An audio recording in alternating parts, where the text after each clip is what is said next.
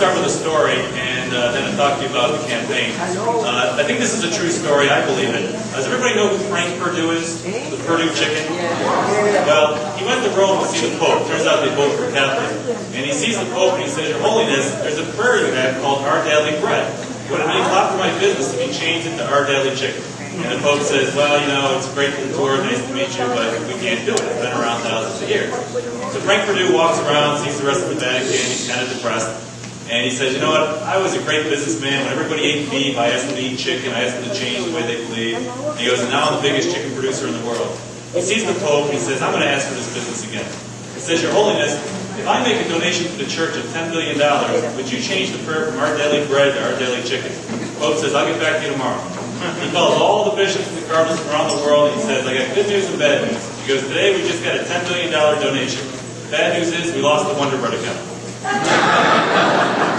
So, and why do I tell that story? Because the district I'm running in is heavily Democratic.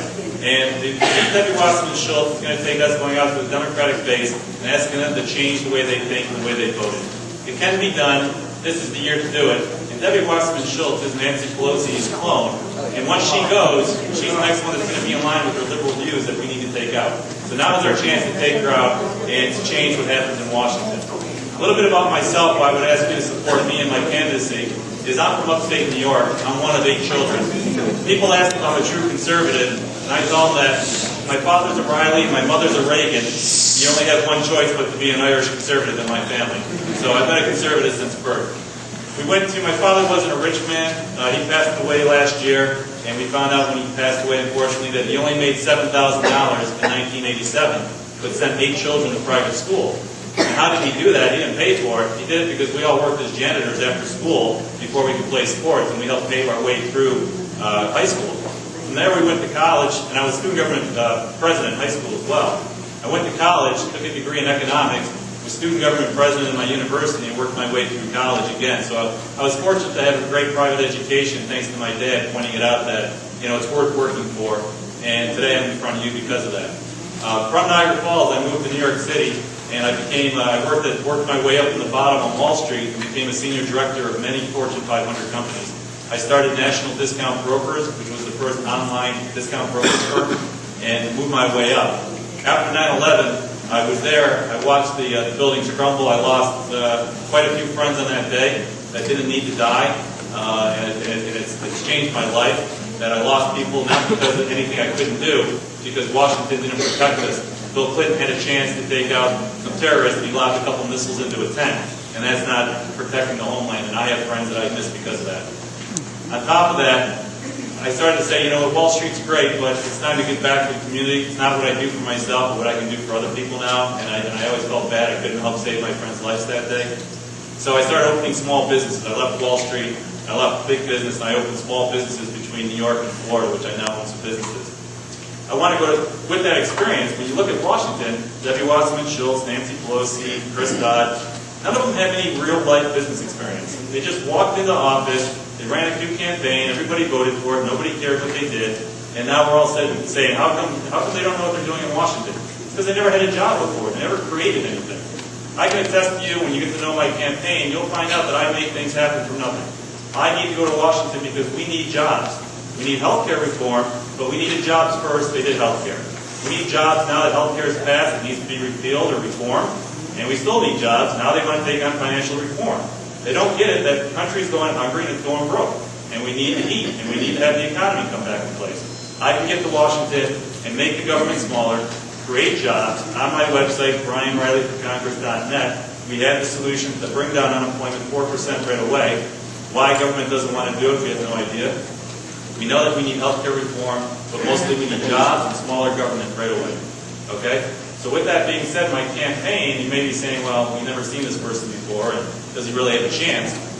We started our campaign about a year ago. I ran into some of these people at some meetings in the last 6 months, and we ran a kind of a quiet storm. We've gotten the endorsement, my campaign has the endorsement of the Fraternal Order of Police and the Right to Life. And the people say, well, you sure you're right to life? I said, I'm 6 of 8 kids. I'm pretty sure I'm right to life. So with that being said, my campaign's running strong. Our campaign website right now, we're running a national campaign so we can get national momentum, bring it in so we can attack Debbie Wasserman Schultz with the country behind us. We have a website called Fire Debbie Wasserman Schultz, which is out there, which is getting great traction and great donations from around the country already. Fox News, I'm glad to say, Fox News, I was sitting having lunch the other day thinking, hey, I wonder how the campaign's going. I get a call. Fox News was using my face as a commercial, which I don't know if it's good or bad, but it was in good company. It said the race is heating up in South Florida. It had Mr. Rubio, Mr. Crisp, and then it had the next screen, it had Debbie Wasserman Schultz and me.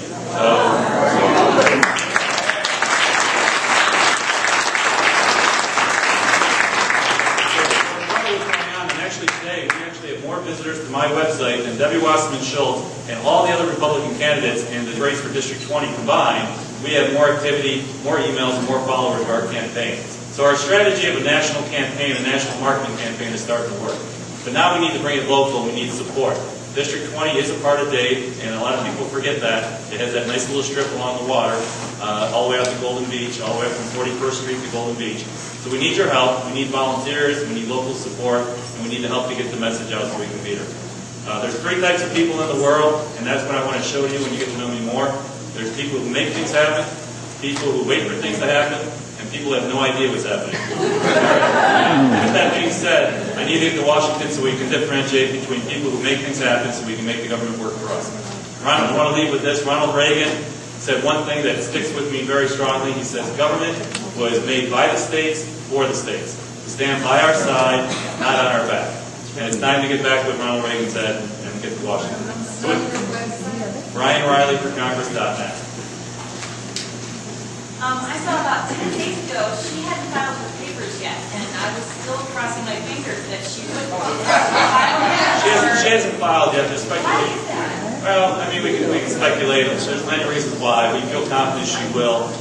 We have people that are working on the campaign that are close to her campaign, and we have indication she'll be filing shortly. How can she accept donations? I mean, her website accepts donations as far as I can see. Her PAC's accepting donations. She's the most powerful PAC raiser, money raiser in the country. She raises millions of dollars. And just to dovetail off of that, Debbie Wasserman Schultz is in charge of the Democratic Party of getting Congress people elected throughout the country who are in trouble. So if she's in trouble herself, that means she can't pay attention to the rest of the country. We take out Debbie Wasserman Schultz, we take out the Democratic Party across the country.